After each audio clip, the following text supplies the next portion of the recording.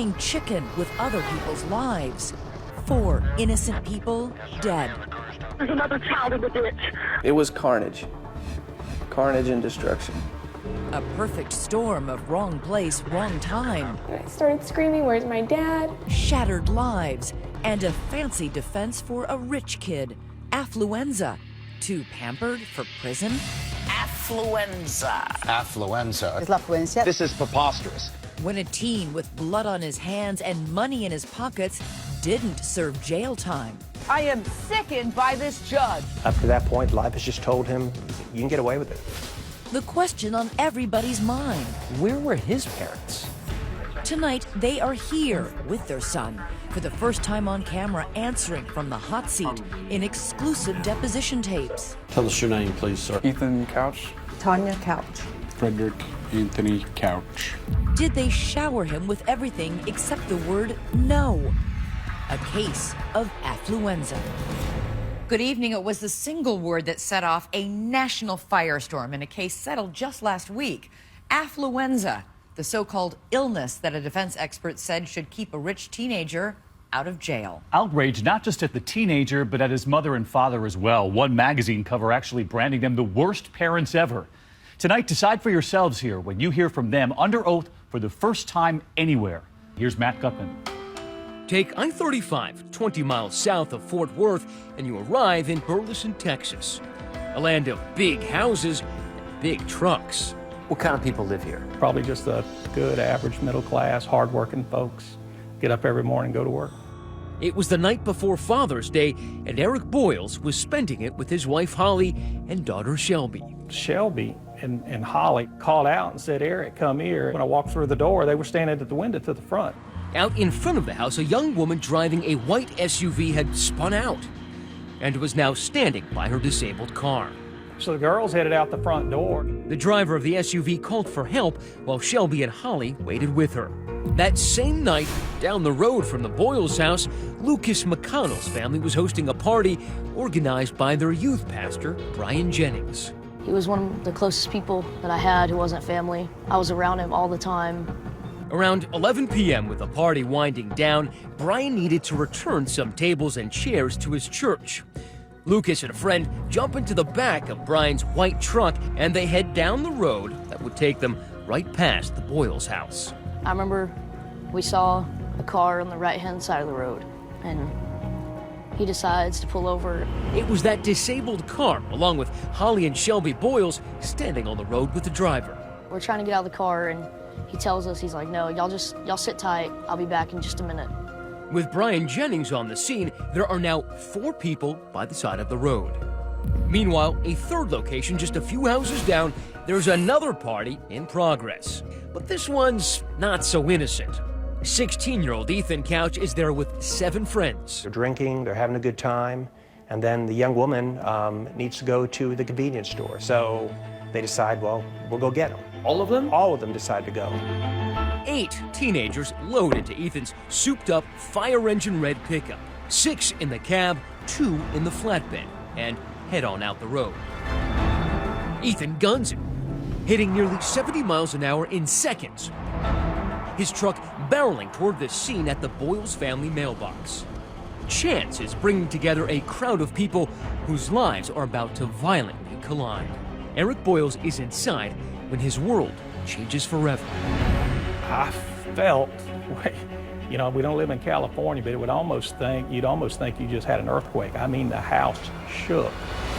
When the red pickup truck packed with 8 teenagers, 2 in the flatbed, lost control, it swerved into a ditch, sideswiped that disabled white SUV, then mowed down those 4 bystanders, crashing into Brian Jennings' white truck before flipping over into a tree. These photos show what remains of the Ford F-350 that Ethan turned into a weapon of mass destruction, and Brian Jennings' accordion white Chevy tossed across the road. The bodies had been scattered hundreds of feet. At the moment of impact, Lucas McConnell was seated in the back of Brian Jennings' parked white truck. Do you remember the sound of metal crunching, of glass breaking? Glass breaking, tires screeching. The car that we were in got hit, and we got shot across the road. We nailed a tree. The back window was completely shattered. A lot of that glass was in the back of our heads.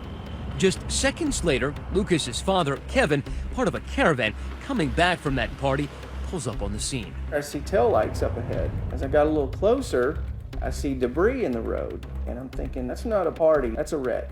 The debris in the road that I saw was the chairs that we had been taken back to the church, and my heart just sank. I was like, oh my God.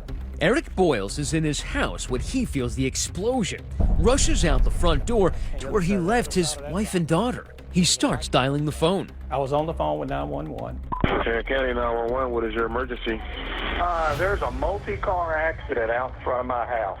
While Eric's on with 911, half a dozen other frantic calls come in. There's 4 or 5 kids. There's kids laying in ditches and streets. Are you with the accident right now? Oh, Lord. Oh, yes. There's another child in the ditch. Oh, my God. Oh, my God. We've got one laying on the road unconscious. They say he's breathing.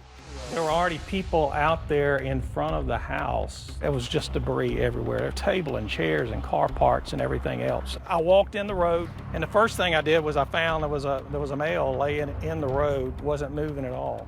Between the 4 people dead in the street and the 10 injured in the vehicles, the casualty count is staggering.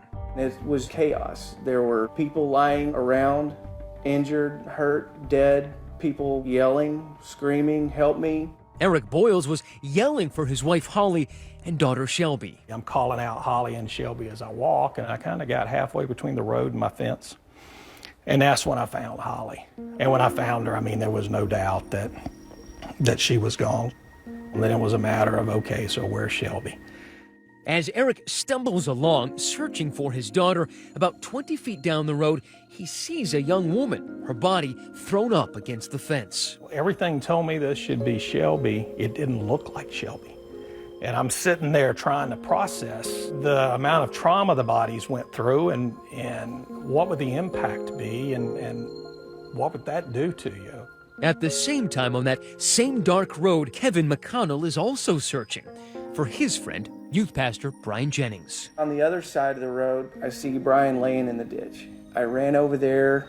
So you're on the ground to tend to Brian and suddenly hear what you think is the voice of your son from the truck. I just heard his voice, and it was just at that moment that I realized that Lucas had been in that truck with Brian. Right as we got out, we realized that it wasn't just us. There was people everywhere, and then we saw Brian. I tried to feel for a pulse. I didn't feel a pulse. And I pull out my phone, I'm calling 911. Sir, how many people are injured, do you know? 1, 2, 3, multiple. I don't even know how many. My dad said, just hold this fence right here and just pray. You can hear Lucas's terrified voice in the background on that call. Hey, Brian, I need you to sit here and I need you to pray, okay? Oh, my God. Come here. I need you to sit here and I need you guys to pray, okay? Do you remember what you were praying for? Brian's safety. About that time is when the other cars from the party started getting there.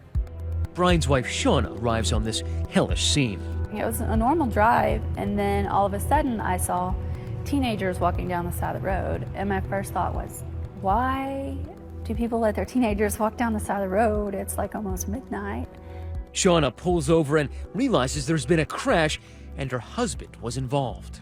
I really thought, okay, he got hit, but he's gonna be okay. And I'm thinking, God wouldn't do that to me. But her faith is tested by what she finds farther down the road. I saw him and I knew that it wasn't good because I could see that Kevin was doing CPR.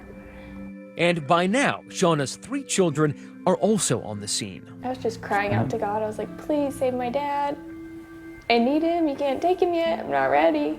The first EMT or firefighters that got there, they were just so overwhelmed. They would just walk down the road and, is he conscious? Are they conscious? Are they conscious? The scene was as bad, if not worse than anything I've seen, and that's 35 years of law enforcement, because it was a huge crime scene, spread over hundreds and hundreds of yards. Tonight we're hearing the chaos in the moments after a truck full of teens slammed into 3 cars, killing 3 Good Samaritans and a woman with a flat tire. The chain reaction crash happened late Saturday night. It's almost like watching a movie. It's like it's not happening to you, and it's just surreal, and it's not real life, but it was. When we come back, the 16-year-old who was behind the wheel of the red truck has left the scene. Does he really think he could just walk away? He was like, yeah, just remember my name. I'll get you out of all this. He kept saying that. Stay with us.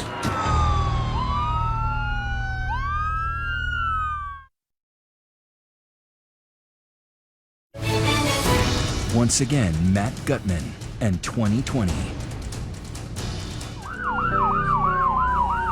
The carnage out on Burleson Redder Road looked like a plane crash. 4 people killed instantly, and over 100 onlookers, first responders, and victims' families, like Eric Boyle's, jamming the street. I've never been in the military. I've never experienced war, but I can appreciate what they go through. Local news crews capture this footage.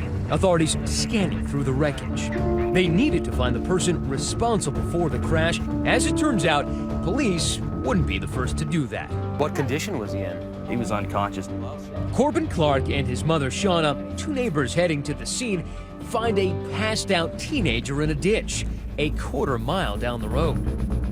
And I kept saying, hey, what's your name? What's your name? He'd say, what's your name? And he said, hey, man, I'm Ethan. I can get you out of all this. I was like, I guess he thought I was involved. But he was like, yeah, just remember my name. I'll get you out of all this. He kept saying that.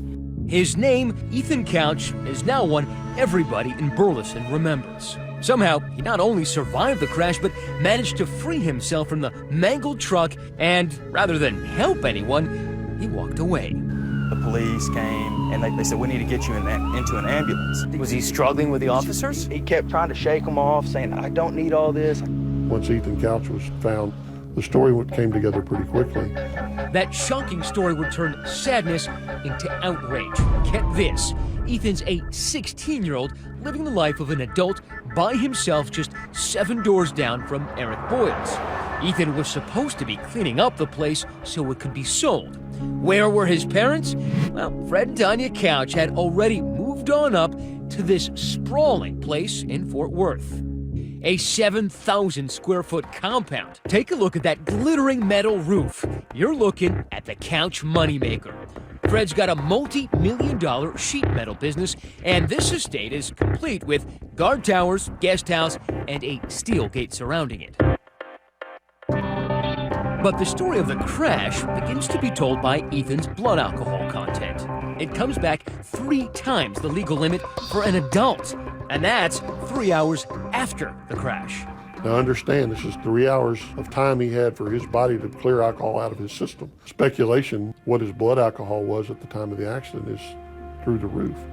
As Ethan awakes in a hospital bed, the sun also rises over Burleson Redder Road. It is Father's Day. The next day, I find these packages where my Father's Day cards had been filled out. And my Father's Day gifts were there. But they were gone. There was no preparation, no time to say goodbyes or anything else. Out in front of Eric's house, investigators are still sifting through the crash site. Wreckage that spans almost a city block. And 7 doors down, officers pay a visit to Ethan's Burleson house. No one's home, but a trash bin brimming with cans and bottles right outside paints a vivid picture of the last night's activities. Not only was he drunk, but there were traces of THC, Valium, and some other drugs. Right, which, according to our toxicologists, were bad enough on their own, but you combine those with alcohol, just a recipe for disaster. Richard Alpert is an assistant district attorney who came onto the case just a day after the crash. The first thing we started doing is bringing those witnesses in and talking to them. Will you please state your name? Garrett Ballard. Star Teague.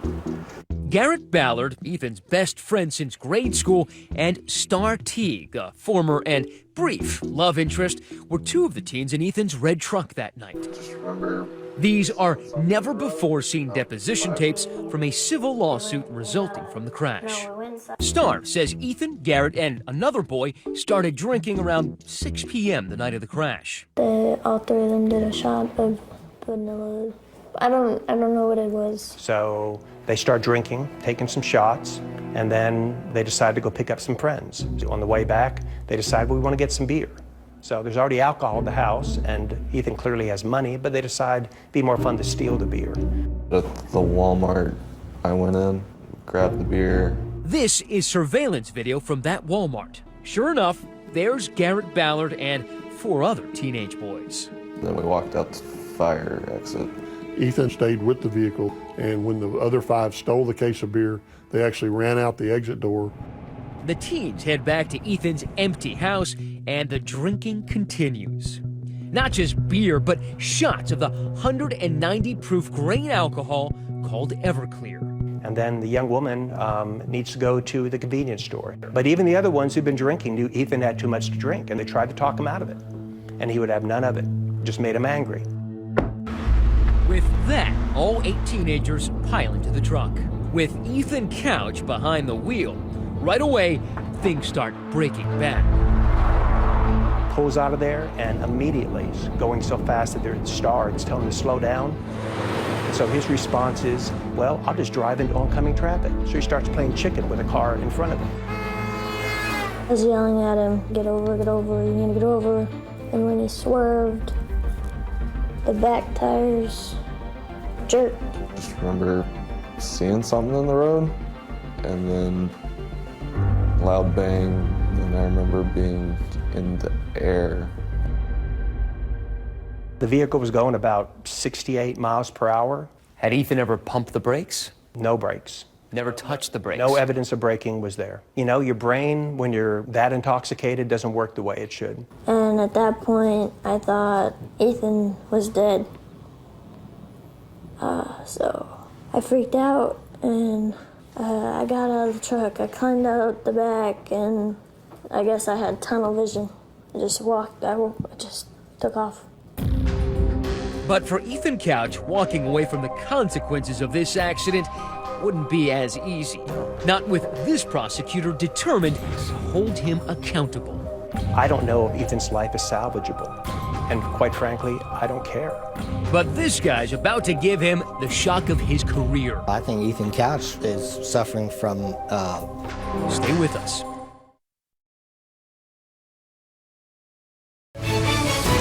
We return to 2020's A Case of Affluenza. More than 1,000 people gathered in Burleson to remember a youth pastor killed on a Tarrant County road last weekend. I'm gonna live to make my daddy proud.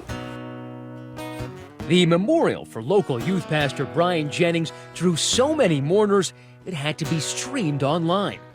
While crowds were mourning in Texas, Ethan was in a West Coast resort town. Ethan was at a spa-like treatment center in California. Welcome to Newport Academy. Its promotional video shows sunset around the fire pit. Equine therapy and yoga are parts of the program. Rehab that cost Ethan's dad nearly $100,000. We're talking about him living in luxury even while he's being treated. Ethan's parents, meanwhile, were trying to figure out how to keep their kid out of prison. They quickly assembled the best criminal defense team money could buy, and what a memorable defense it turned out to be. When did you first see Ethan Couch? It was about 2 hours after he got home from the hospital. This is Dr. Dick Miller in another deposition video. Now, he's a prominent psychologist hired as part of that powerhouse legal team. Well, I think Ethan Couch is suffering from adjustment reaction to adolescence, I would say. What Dr. Miller was learning in his meetings with Ethan would come to shape this story. That throughout his young life, Ethan's parents showered him with everything except responsible parenting. Ethan learned you should be able to do what you want to do when you want to do it. I think that was the message generally. Before too long, we realized that we weren't dealing with a typical juvenile. Or typical parents. The Couches definitely had plenty of coin, and for Ethan, that meant every day was Christmas. Nintendos and jet skis as a kid. Later, a tricked-out truck, even his own credit card. Instead of the golden rule, he was taught that we have the gold, we make the rules at the Couch household. I said that. Those rules included traffic laws. For Ethan, there weren't very many. His parents happily handing over the keys of their trucks to their 13-year-old, something that, at the time, caught the attention of one of Ethan's teachers. And what did she say? Mrs. Anderson said he's not allowed to drive to school. And what was Fred's response? Something to the effect that I'll buy the school or something along that line. And impulsive. And when he didn't buy the school, he pulled Ethan out of the school. Yes, he did. After that, Ethan's parents opted for homeschooling. It's not clear how much schooling he actually got, but he definitely got the home. As in the 4,000 square foot ranch house he frequently stayed at just down the street from the Boyles family. These pictures from the website Zillow show a wet bar in the den and a swimming pool out back. And if his parents weren't around, sure seems that alcohol often was. From the friends we talked to, the one thing they admitted very early on was that Ethan was no stranger to alcohol. I think one night we went through a 30-pack just between us. Roughly 15 beers apiece. Probably about that. Ethan's buddy Garrett even admits to seeing him drive drunk on at least 3 different occasions. There was history there. There absolutely was history. There was history and warning after warning that this was going to happen. For prosecutor Alpert, enough was enough. It was time for young Ethan to get a dose of reality. Up to that point, life has just told him, you can get away with it. We were going to make sure he didn't get away with this. And he charged Ethan with everything he could, including 4 counts of intoxication manslaughter. Alpert wanted the poor little rich kid to do some big boy time. We were hoping for and asked for 20 years. When Ethan Couch loped into court, the selfie swagger from Facebook had been replaced by this. Brian Jennings' daughter, Abby, couldn't believe it. They made him look really innocent for the trial, and that's not who he was. But it turned out there would be no trial. Ethan Couch admitted guilt, and the proceedings moved directly to a sentencing hearing. Really didn't look at anybody. He just kind of sat there, basically stared off into space. And now we come to the key moment in this case. While recommending treatment over incarceration, Dr. Miller drops a curious term. Affluenza. Which goes off like a bomb. Affluenza. He got up there and he talked about the fact that the reason for this crime was he was a child of privilege and his parents didn't say no to him. When you heard it, what did you think? I smiled. I mean, it was ridiculous. I looked to my mom. I just kind of gave her a look. It seemed like a made-up word. We all agreed he had terrible parents, but at some point, offering up that because he was raised as a rich kid, he didn't know the difference in right and wrong as a result of affluenza, just kind of blew our mind. And they were in for an even bigger shock when Judge Jean Boyd announced her ruling. Ethan Couch was sentenced to 10 years probation and time in a rehab facility. 4 dead, 9 injured, and not a single day behind bars. WFAA reporter Jim Douglas covered the case. What was the reaction?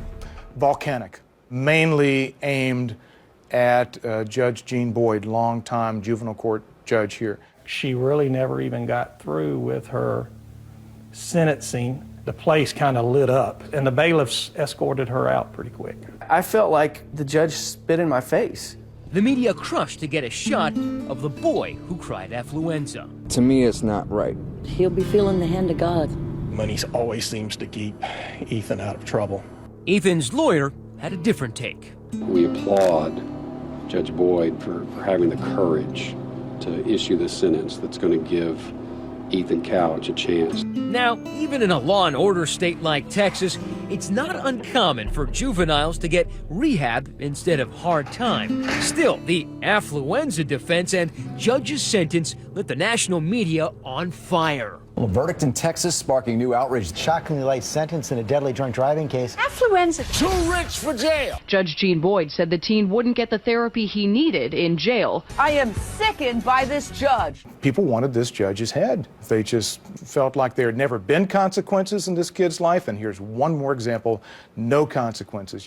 Judge Boyd wasn't the only one in the public's crosshairs. So was Dr. Miller, who took to CNN to defend himself. This kid has about an 80% chance of becoming a full functioning citizen. If he goes to the jail, he has about a 10% chance. I mean, he killed 4 people.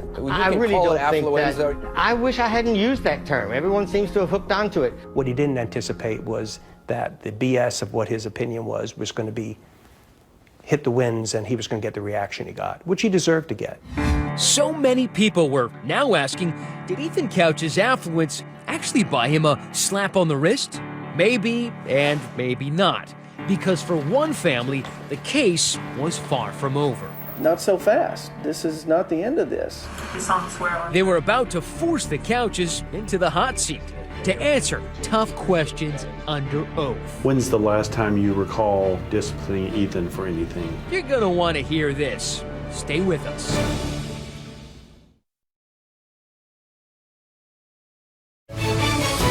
Once again, Matt Gutman and 2020.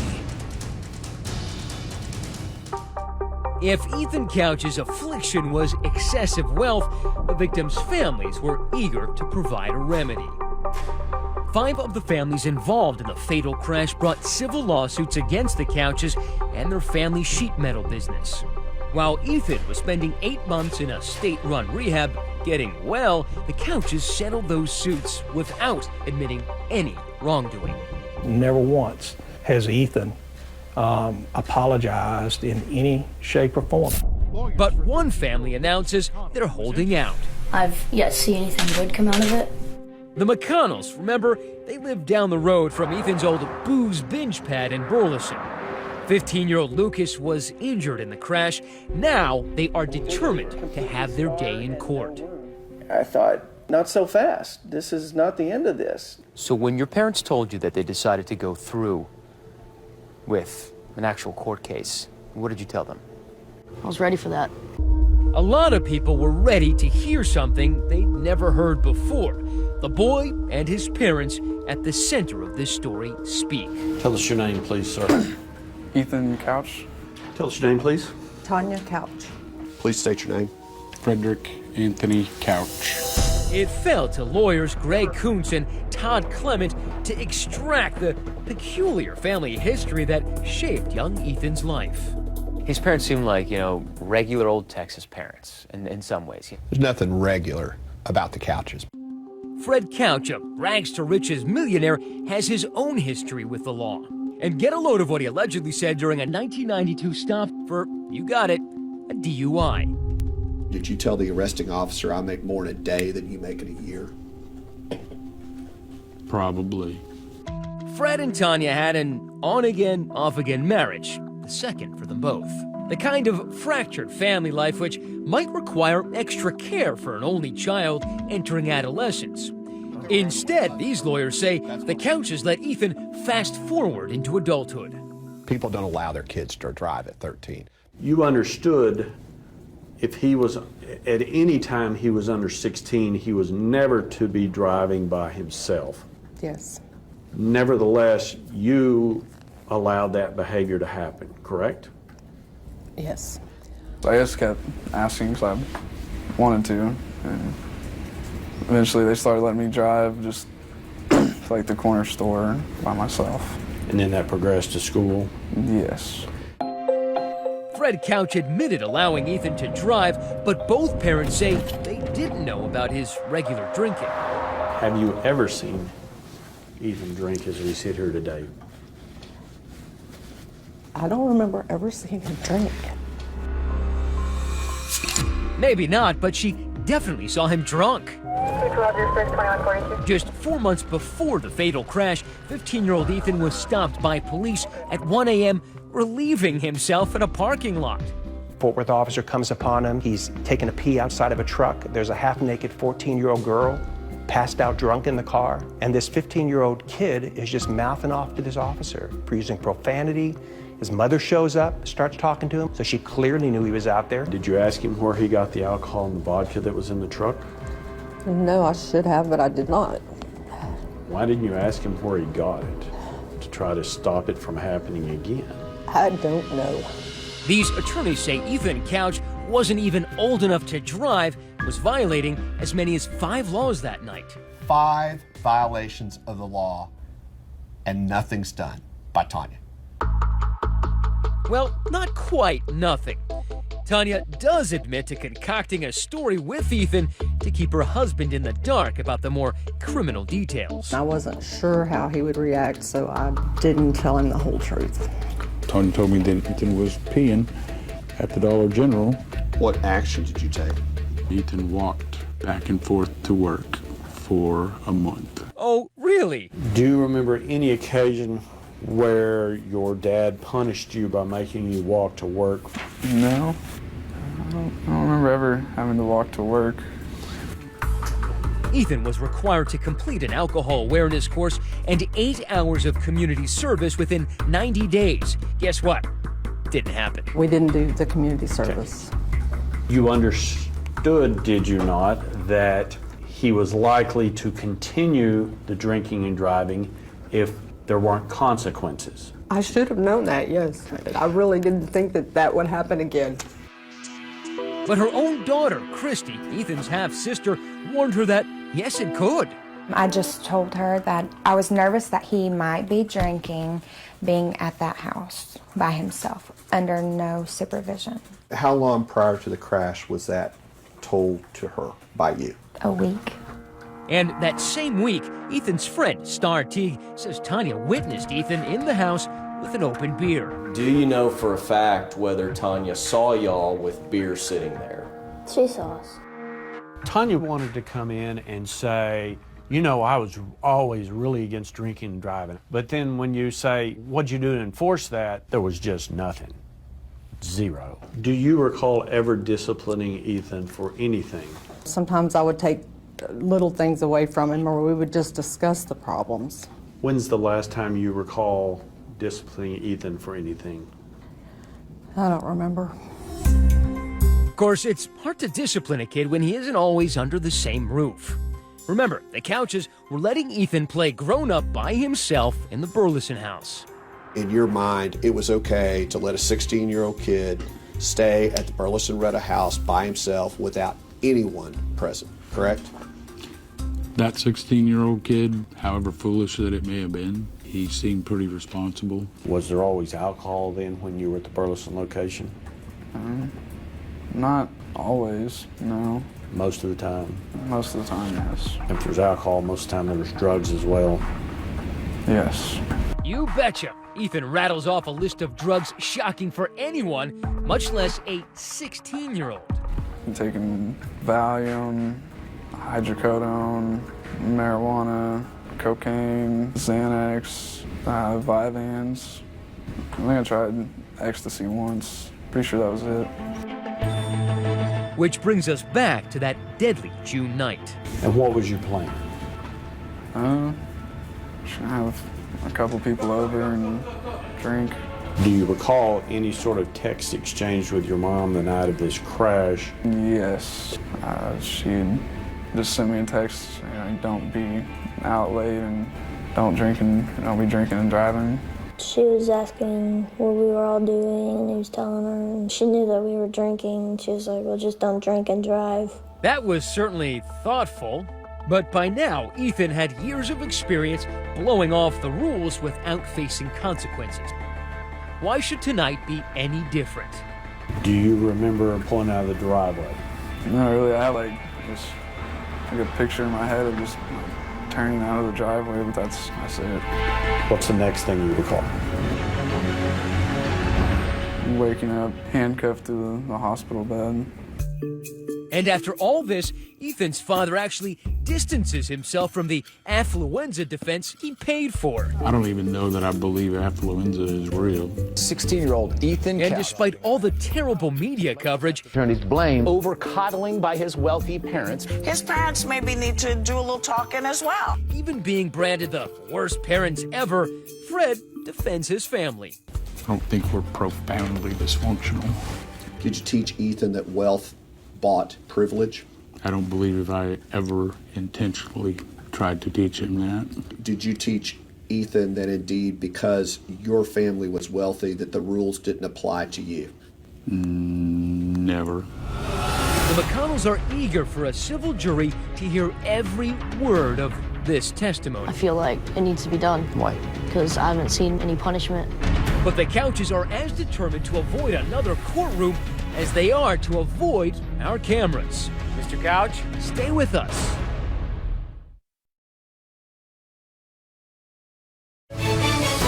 we return to 2020's A Case of Affluenza.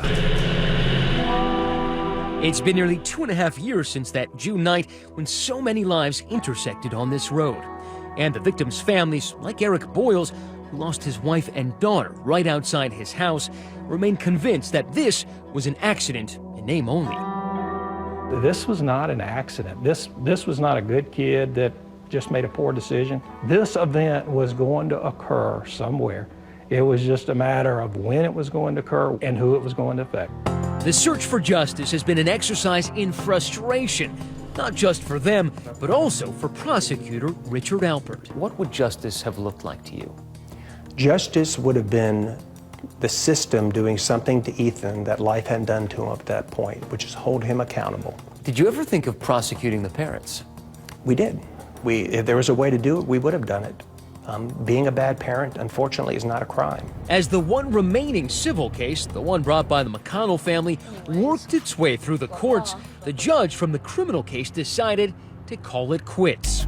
Jean Boyd, the judge who'd handed down that controversial sentence, retired last year. Foregoing a run for re-election, she declined our request for comment. Her career in the public mind will always be defined by this case. Thousands of cases, but Affluenza is the one people will remember. Yes. These days, Ethan is back working at his dad's sheet metal plant. We reached out to Ethan and his parents, but they had no comment. So we headed back to Texas to track him down ourselves. It was no easy task. We checked out the fancy Fort Worth house, but no answer there. Anybody home? So we went to the family business. We've been staking out Ethan and Fred's business, which is right across the way, for about a week now. But they're not like regular people. They don't come to work at regular hours. They don't keep regular hours, so it's been really hard finding them. When that steel gate slid open and Ethan finally emerged, he clearly wasn't looking to talk. You don't answer a couple questions? But if you take a closer look, that's him, right there. The good news, he's not driving. Abiding by that part of the probation. And just as the trial in the McConnell case is about to begin, another stroke of good fortune for Ethan. Lucas and his parents have had a change of heart, settling instead of moving forward with the trial. The last time that we met, you were very serious about taking this all the way. What happened? I think we've succeeded, at least a little bit. I never saw the child drink. I don't think we're profoundly dysfunctional. By showing the world those deposition videos, the McConnells believe they're showing the Couches for who they really are. By you guys coming here and focusing attention on this, this has made it where we've achieved our goals of, letting the world hear about this story. Couches don't want to talk. They will probably never hear their side of the story or hear them apologize. I think when you have things that you want to hide, you tend to stay in the shadows. It's time to move on. I mean, my family's been through a lot. These days,